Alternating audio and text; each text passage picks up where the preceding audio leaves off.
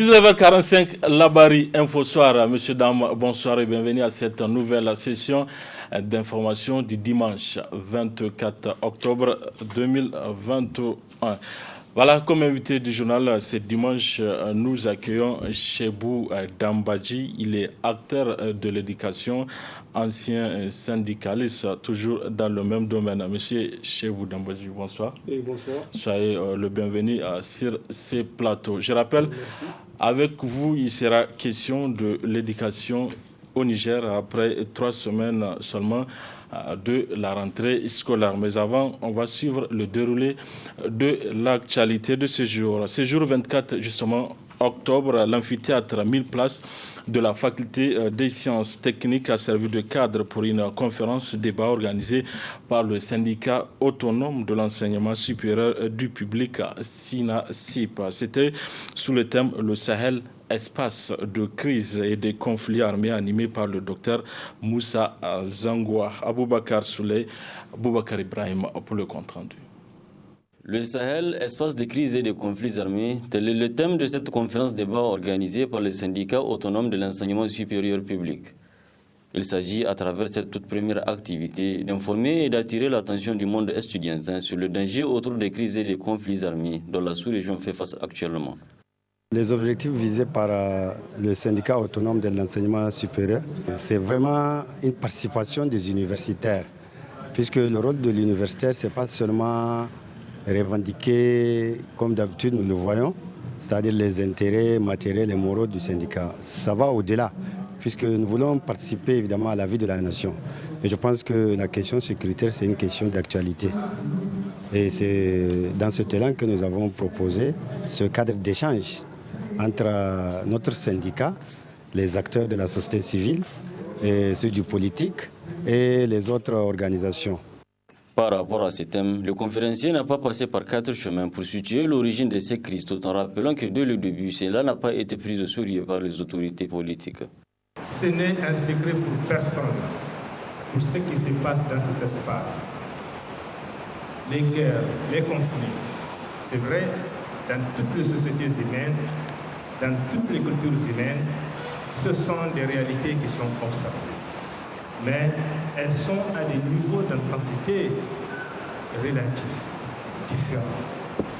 Le Sahel d'aujourd'hui atteint un niveau peut-être jamais atteint. La connaissance de la littérature existante, il est difficile de comparer ce qui se passe ces 30 dernières années, et plus précisément ces 20 dernières années, ce qui se passe dans notre espace.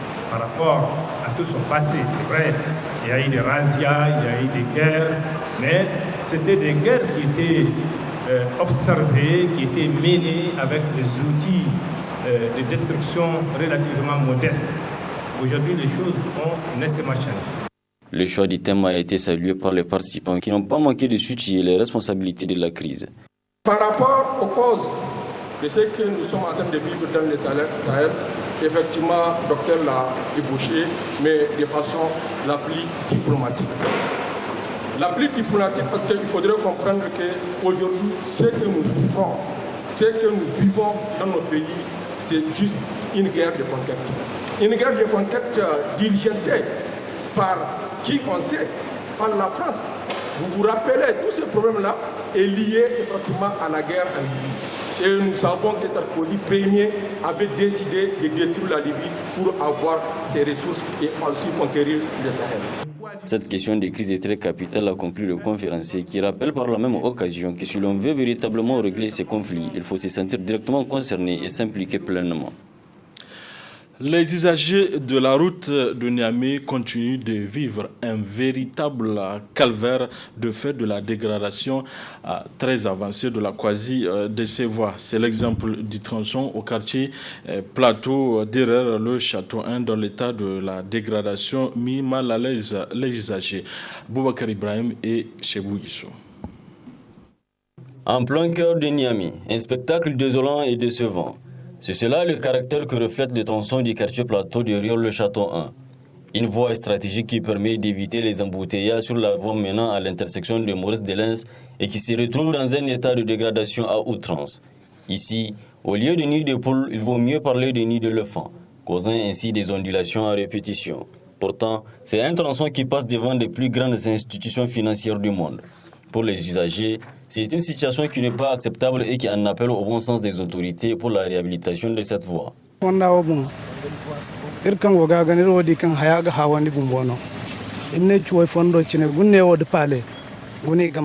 C'est vraiment une honte que cette voie soit dans un tel état. Une voie qui avoisine le palais présidentiel. Il y a également la Banque mondiale. Je suis un transporteur et je m'acquitte de mes papiers. Ceci n'est pas acceptable.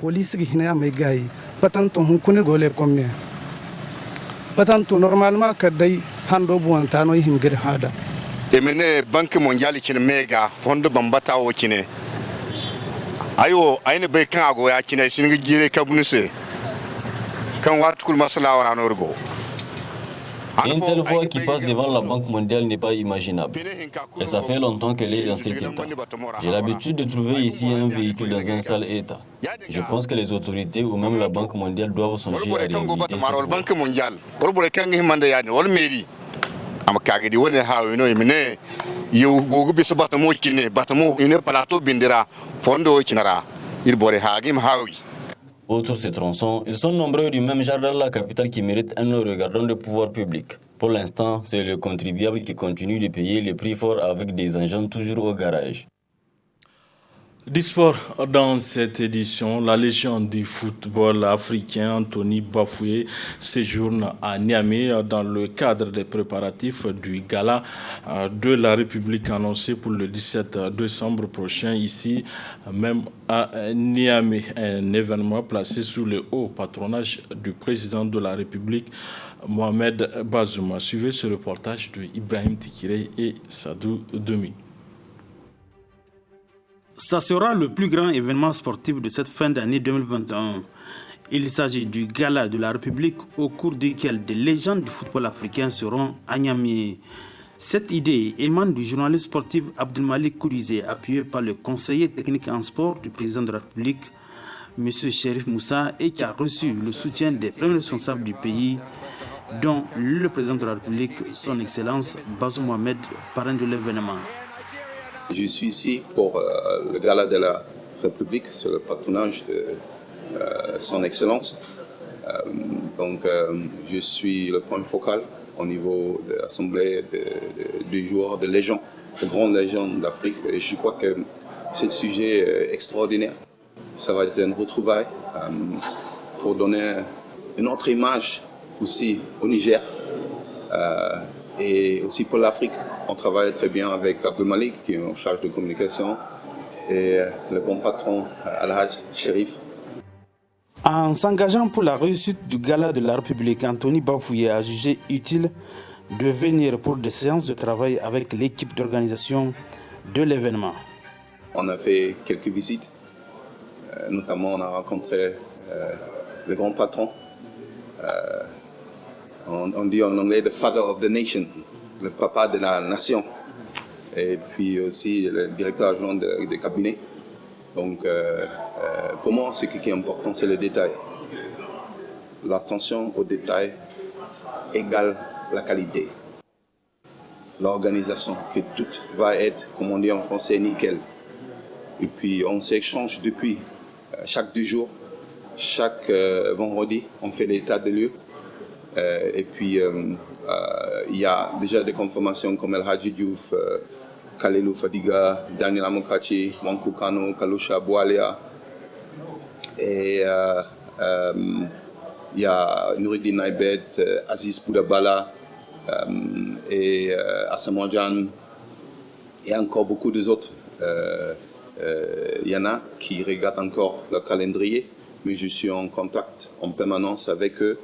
Et puis, notamment, on va jouer contre les légions nigériens aussi, que le peuple n'a pas vu depuis longtemps.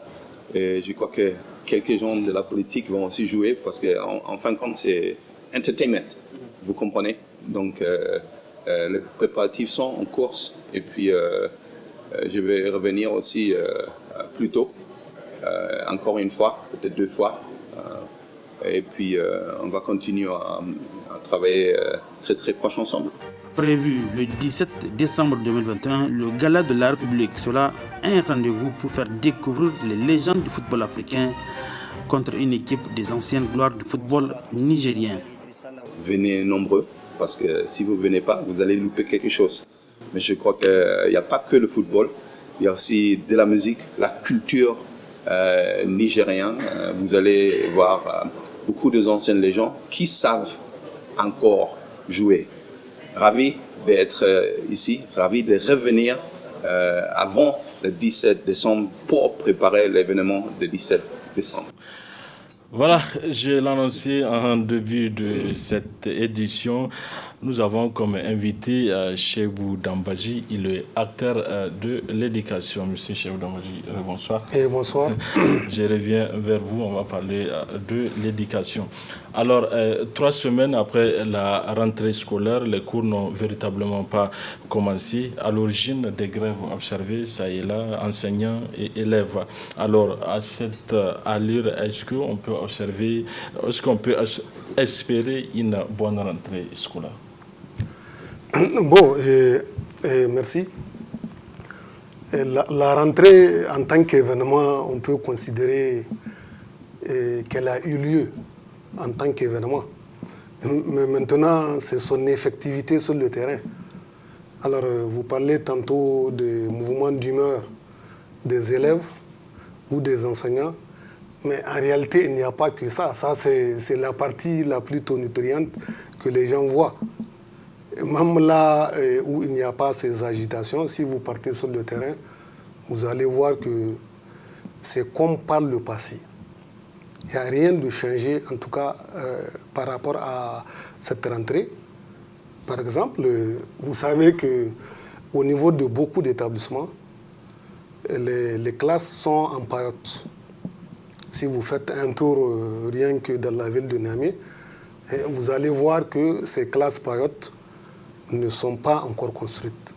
Alors si vous partez dans l'arrière-pays, excusez-moi, dans les collèges ruraux, vous allez vous rendre compte que la rentrée n'est pas toujours effective. Et ce n'est pas surprenant. L'essentiel des cours se prennent là-bas, sous des hangars, construits avec des tiges ou avec des sécos après la saison des pluies. Donc, bref, je constate, à mon corps défendant, cette année, nous aurons pu nous attendre à ce qu'il y ait quelque chose de spectaculaire parce que le discours a été tenu depuis pratiquement un trimestre, autant par les autorités administratives ou politiques que par le plus haut magistrat. Donc, on pouvait s'attendre à ce que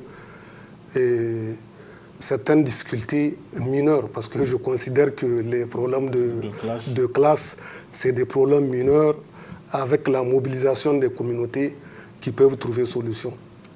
Mais malheureusement, je constate que ces problèmes-là n'ont pas trouvé solution. Et vous avez une autre difficulté qu'il faut relever, qui n'est pas très visible, c'est celle de l'insuffisance du personnel enseignant. Les enseignants, notamment au niveau du secondaire, ils manquent de manière criarde. Que ce soit dans les centres urbains, parce que généralement, c'est dans les centres urbains que vous avez une pléthore d'enseignants, et au niveau des collèges, des établissements ruraux, vous avez manque d'enseignants. Mais la situation s'est généralisée. Pour y faire face, vous allez voir, envoyez vos équipes dans les classes au niveau de certains CS de Niamey. Vous allez voir que pour un ratio de 46 élèves par classe, vous pouvez trouver des classes de plus de 90 élèves. Alors la raison tient au fait qu'il n'y a pas suffisamment d'enseignants. Alors l'administration fait avec le personnel qu'elle a entre les mains. Et si vous partez dans les CEG ruraux ou les CS ruraux, là, la situation est encore pire. Mais donc voilà. Ce problème, c'est l'État qui ne recrute plus Mais depuis pratiquement 2017. Au moins des contractuels. Oui, depuis 2017, au niveau du secondaire, il n'y a pas eu recrutement. Or, les besoins de contractuels. Puisque les fonctionnaires, ça, depuis 2014, il n'y a pas eu de recrutement. Alors les contractuels, eux, au moins on peut les recruter. Et ce n'est pas que l'administration ou le ministère de l'enseignement secondaire n'ait pas fait la demande. Je me rappelle bien en 2017, la réunion des cadres centraux qui s'est tenue à Zander avait déjà fait une évaluation d'un besoin exprimé à 4000 enseignants. 4000 enseignants. 4000 enseignants. Donc 2017, 2018, 2019, il n'y a pas eu recrutement. C'est en 2020 qu'on a recruté 500 enseignants. Mais par rapport aux besoins, je vous assure que ça ne suffit pas. 4500, le quart est...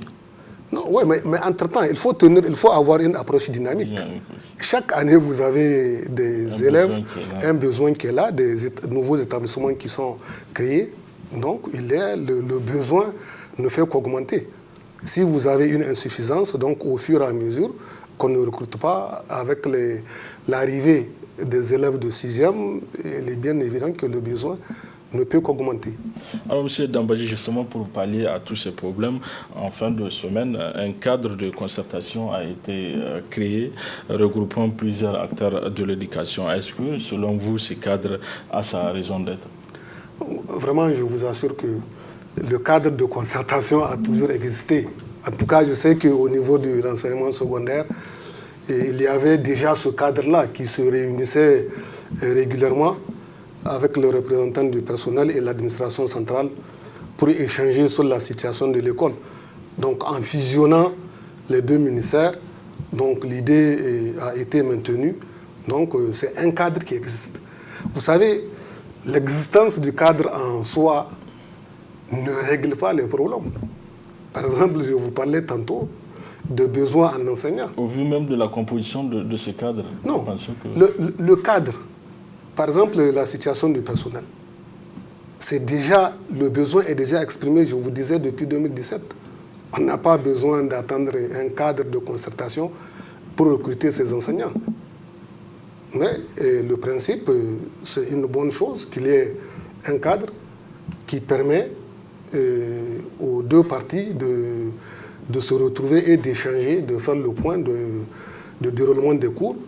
Et aussi, quand il y a des difficultés avec le personnel, et de discuter, trouver éventuellement des solutions. Mais de ce point de vue, je vous dis qu'il n'y a rien de nouveau. Ce qu'on ne sait pas, c'est qu'en réalité, c'est quelque chose qui est prévu même dans le statut général de la fonction publique. Un cadre de concertation? Non, un cadre paritaire. Il y a ce qu'on appelle comité paritaire. Tous les ministères sont censés avoir un comité paritaire, donc constitué de représentants du personnel de l'administration.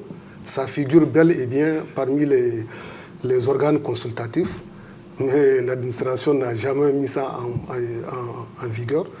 Je relève qu'avec la nouvelle ministre de la fonction publique, elle a eu à faire une communication il n'y a pas longtemps sur les comités paritaires. Donc il faut s'attendre à ce que, vraiment pour un souci de communiquer, que ces comités-là puissent être mis en place, parce que c'est des comités consultatifs. À chaque fois qu'il y a des décisions à prendre, ce comité est censé se réunir. Il donne un avis, donc l'avis ne lie pas les autorités, mais au moins le personnel ne dira pas qu'il n'est pas au courant de ce qui se passe au niveau de l'administration. Bref, c'est une bonne chose, mais ça ne règle pas les problèmes.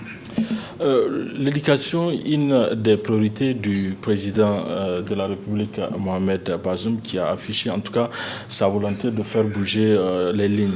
Comment est-ce que, selon vous, en tant que cadre de l'éducation, le président pourrait agir pour atteindre son objectif? Vous savez,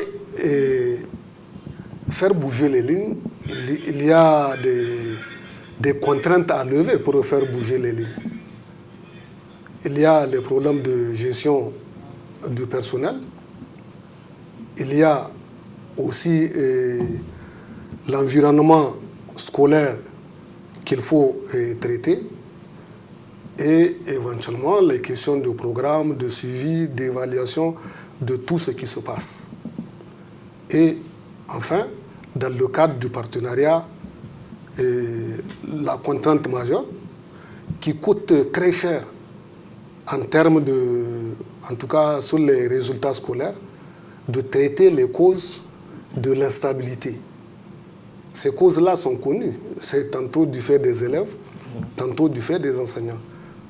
Donc, le président s'est engagé. C'est une très bonne chose. Mais je pense que l'engagement, vous savez, c'est une intention. Mais pour que ça devienne louable, il faut qu'il y ait des actes concrets. Comme quoi, par exemple? Des actes concrets. Par exemple, je vous parlais tantôt d'insuffisance d'enseignants.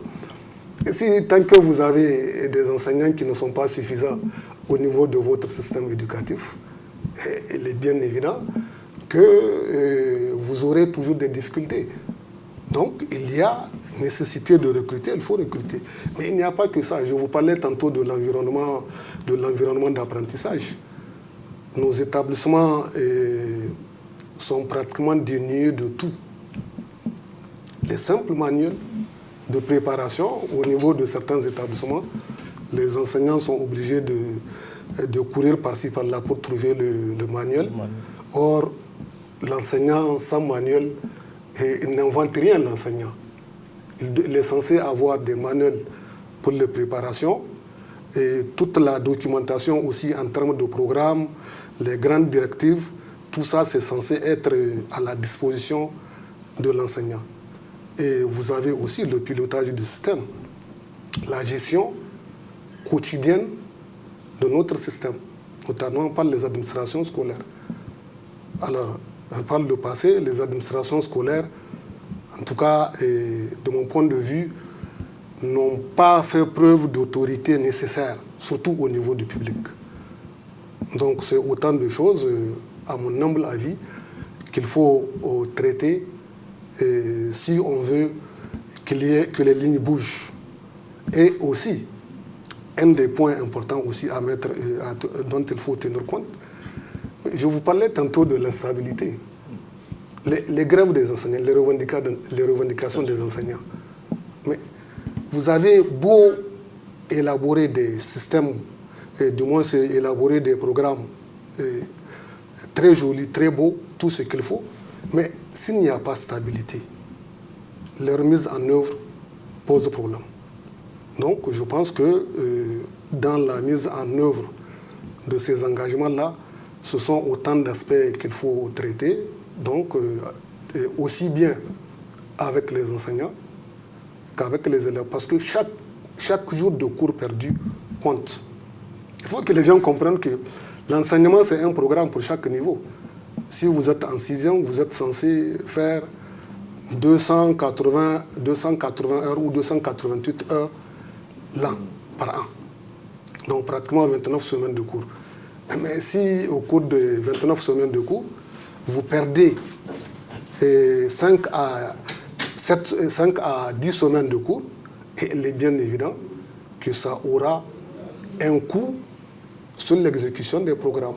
Or, les programmes sont conçus de sorte qu'ils soient liés entre eux. Un élève qui n'a pas bien suivi son programme en 6e, il est bien évident, s'il passe d'aventure et en classe supérieure, il aura des difficultés. Et ce qui est dramatique, ce sont les autres conséquences. Ce sont les élèves qu'on renvoie massivement pour insuffisance de travail, tout simplement parce qu'on n'a pas fait le travail qu'il faut pour qu'on puisse les évaluer régulièrement. Vous avez des chiffres qui sont donnés chaque année. Par exemple, en 6e, 5e, c'est là-bas qu'on recense le plus grand nombre d'élèves exclus. Parce que assez souvent, avec les médias, le seul indicateur qu'on voit, ce sont les résultats aux examens. Mais il n'y a pas que les résultats aux examens. Il y a les passages, les redoublements et les exclusions.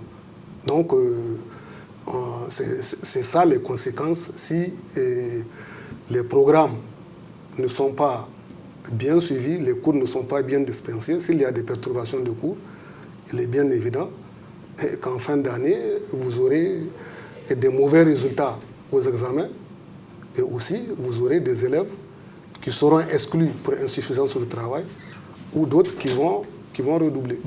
Alors, M. Dambadji, pour finir avec vous, quel est votre mot de fin par rapport à cette situation de l'école nigérienne? Alors moi, mon mot de fin, je me réjouis, il faut le dire, que le président de la République a marqué son engagement. Le fait qu'il soit à toutes les occasions, en tout cas les rencontres, qu'il rencontre le personnel, qu'il rencontre les partenaires pour discuter des questions de l'école, c'est la preuve qu'il en fait un souci, un des objectifs qu'il veut traiter. Mais ce n'est pas suffisant. Pour que cela puisse se matérialiser, il faut absolument des ressources. Parce que la qualité de l'école a un prix. Vous savez, les pays qui ont les meilleurs systèmes éducatifs, ce sont les pays qui investissent le plus dans le système éducatif. Donc c'est une très bonne chose. Toutes les insuffisances qu'on a relevées par le passé, l'absence d'évaluation. Par exemple, on dit cette année, il y a eu moins de 25% au baccalauréat. Les gens se sont émus. Mais je vous assure que ce n'est pas la première fois. Une année, on a fait moins de 20%. Donc c'est pour dire que nous avons un système éducatif qui est contre-performant.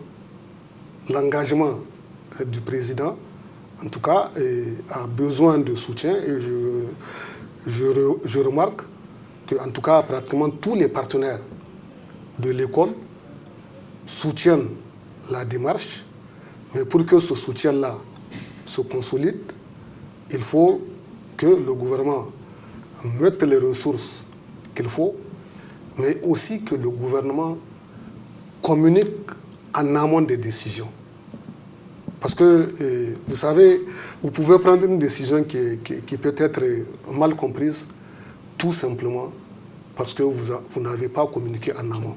Et je relève pour terminer, que aussi bien le président que les responsables du ministère de l'Éducation, ils prennent des décisions qu'ils annoncent aux partenaires. Alors, lorsque vous prenez une décision, que vous l'annoncez aux partenaires, qu'ils la prennent en même temps que tout le monde, ça peut poser problème.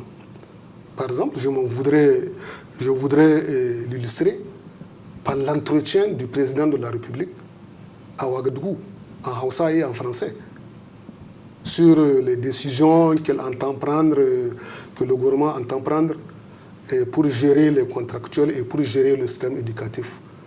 Là, je vous dis franchement, pour que ces choses-là puissent prospérer, il faut créer les conditions de dialogue en amont. Il ne faut pas dire que vous communiquez avec les gens, que vous dialoguez et que vous annoncez des décisions graves et qu'ils la prennent à la télévision ou à la radio. Donc, dans tout ceci, moi, je pense que il faut s'engager et aussi d'autres réformes qu'il faut faire. Les réformes des normes pédagogiques. Par exemple, les gens, ils veulent de la qualité. Vous savez, dans le processus d'apprentissage, il y a 3 niveaux qui sont déterminants. C'est le CI, le CP et le CE1. Tout se détermine à ce niveau. Alors, si au niveau de votre norme, vous dites que au niveau de la classe de CI, on va mettre 50 élèves à 60 élèves, je vous assure que cette norme-là est un véritable handicap. Donc, si nous voulons faire bouger les lignes, il faut revoir aussi ces normes-là. Au niveau des classes du primaire, faire en sorte que l'élève, en arrivant au CE2, qu'il puisse avoir l'essentiel pour pouvoir continuer son cycle. Parce que ce à quoi nous assistons, mais c'est dramatique. Vous savez, depuis 2 ans ou 3 ans, les élèves qui vont en 6e, mais on leur fait il y a un système qui est prévu pour eux pour qu'on puisse rattraper ce qu'ils n'ont pas appris au primaire. Et il y a problème. C'est des choses qu'il faut faire en temps réel. L'élève qui a des difficultés au CM2, il faut prévoir qu'il y ait des cours de rattrapage, comme ça se fait dans beaucoup de pays. Dans les pays scandinaves là, et même en France, un élève qui est en difficulté, mais en dehors des heures de cours, il y a des enseignants qui vont le suivre pour qu'il puisse suivre le cours en même temps que les autres et puis faire son cycle normal. Voilà ce que je vous dis, je vous remercie. Merci à vous, Dambaji, merci d'avoir répondu à notre invitation. Je rappelle que vous êtes acteur de l'éducation. Merci également à vous. C'est tout pour ces 19h45 de la télévision Labari. Merci encore à vous de l'avoir suivi. Au revoir.